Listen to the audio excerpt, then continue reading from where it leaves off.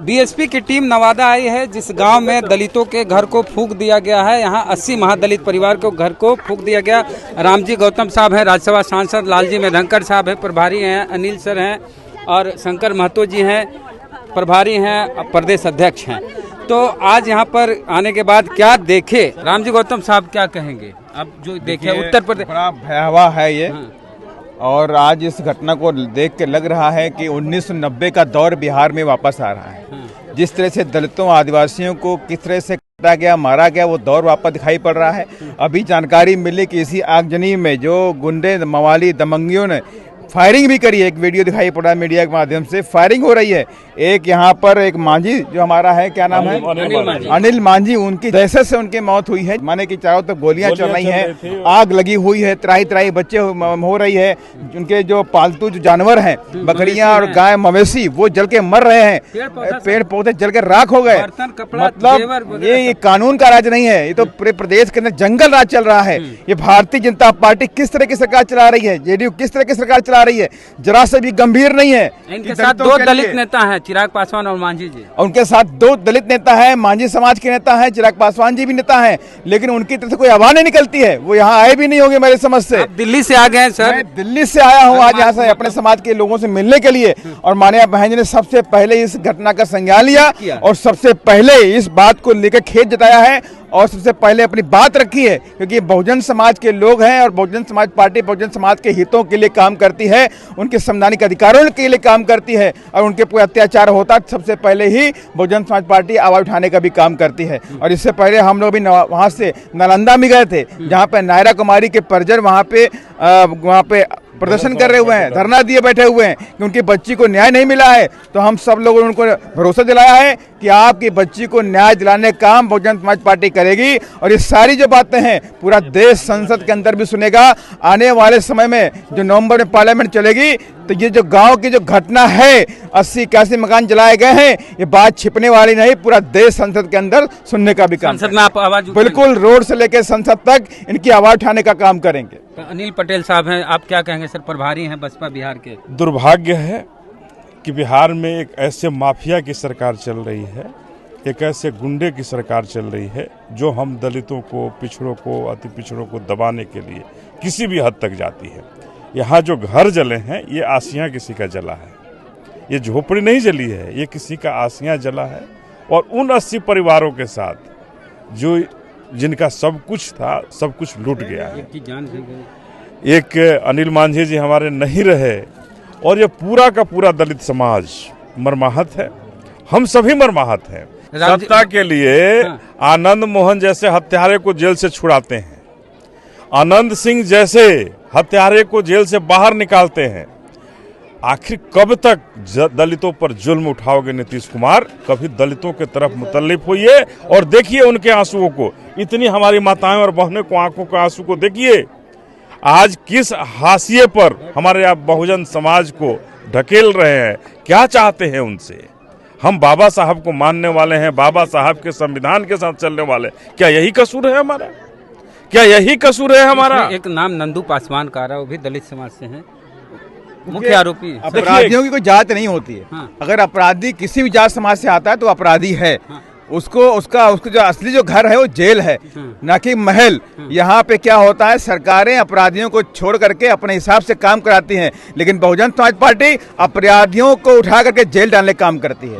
और मैं आपसे कहना भी चाहता हूँ, 2025 में अगर आप सब लोगों ने मौका दिया, 24 घंटे के अंदर अपराधी, माफिया, भूमाफिया प्रदेश छोड़ के बिहार भाग जाएंगे, बिहार छोड़ करके दिखाई नहीं पड़ेंगे। मेधंकर साहब हैं, एक चीज पूछते हैं सर कि मांझी जी दिल्ली में हैं, उनके सुपुत्र पटना में हैं, दोनों मंत्री हैं। मांझी जी केंद्र सरकार में मंत्री हैं, संतोष जी बिहार सरकार में मंत्री हैं, राज्यसभा सांसद दिल्ली से आ गए, आप भी आ गए पटना से आ गए। मांझी साहब नहीं आए दिल्ली से, संतोष सुमन पटना में हैं, उनके बेटे वो भी नहीं आए। क्या कहेंगे? और मांझी की राजनीति करते हैं, मांझी समाज, और यहाँ 2 जात के लोग रहते हैं इस गांव में, सिर्फ 2 जात, रविदास। मैं बिहार प्रदेश में जो जंगल राज है, इस जंगल राज के बारे में हम किसी भी नेता को पाक साफ नहीं मानते हैं। सरकार एनडीए की चल रही है, सरकार नीतीश कुमार जी की चल रही है, उसमें जीतन राम मांझी भी हैं, उसमें चिराग जी भी हैं, मोदी जी, अमित शाह जी पूरे देश में तबाही मचाए हुए हैं। लेकिन ये जो सरकार चलाने वाले लोग हैं, ये जो सरकार चलाने वाले लोग हैं, ये जो जुर्म अत्याचार फैलाए हुए हैं, आज हमारे समाज के 80 घरों को जला दिया गया है, बेघर कर दिया गया, उनको भूख से मरने के लिए बेघर करके छोड़ दिया गया है। मैं ऐसे में पक्ष वालों को तो कह ही रहा हूं, बहुजन समाज पार्टी की ओर से जो विपक्ष में बैठे हैं, जिनके 78 से ऊपर एमएलए हैं, वो क्या वहां पर कर रहे हैं? उनको भी जब सदन चलती है, अगर बहुजन समाज पार्टी के कहीं 10 सांसद होते थे उत्तर प्रदेश में, हमारे थोड़े से एमएलए होते थे, बेल में आ जाते थे, सरकार चलने नहीं देते थे। आज जिनके पास 80 एमएलए हैं, वो लोग बैठ करके हाथ पे हाथ रखे हुए हैं। वो सत्ताधारी उसको कोसता है, जो विपक्ष में बैठा है वो सत्ताधारी को कोसता है। आए दिन बहन बेटी की इज्जत लूटी जा रही है, आए दिन हत्या हो जा रही है। और आज ये जो जानकारी में आया कि 100-150 लोग आते हैं, हथियार बंद आते हैं और वो जो है फायरिंग करते हैं, राइफल चलाते हैं। मेरी समझ में नहीं आता है, अगर बिहार में पुलिस प्रशासन है, अगर बिहार में कोई शासन सत्ता है, अगर यहाँ पर कोई राज्यपाल, कोई मुख्यमंत्री है, तो कैसे इतनी बड़ी हिम्मत हो गई?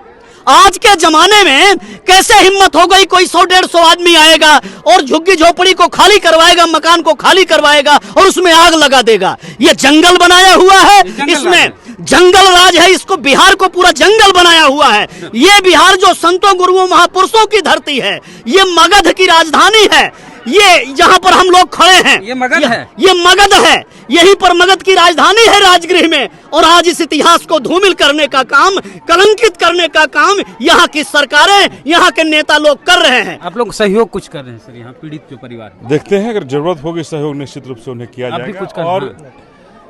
3 डिसमिल जमीन देने का नहीं, वादा। मांझी जी 5 डिसमिल सर। नहीं, मांझी जी 5 कहे हों, कुछ कहे हों, लेकिन 3 डिसमिल जमीन का झूठा वादा नीतीश कुमार दे करके आए थे। हाँ। और ये 80 परिवार का जो डला है, क्या वो 3 डिसमिल जमीन मिला होता? नहीं मिला होता तो क्या ऐसा विवाद होता? 20 साल से करीब मुख्यमंत्री, आज 20 साल का मुख्यमंत्री, झूठा मुख्यमंत्री, केवल झूठ और मक्कारी करके इस बिहार को बर्बाद किए हुए हैं। और हम दलितों को, पिछड़ों को, अति पिछड़ों को पूरी तरह से सत्यानाश किए हुए हैं। अभी कुछ हमारी पार्टी का पुराना नारा है, हमारी पार्टी का स्थापना के समय से ही नारा है कि जो जमीन सरकारी है वो जमीन हमारी है। ये हमारी पार्टी का नारा है।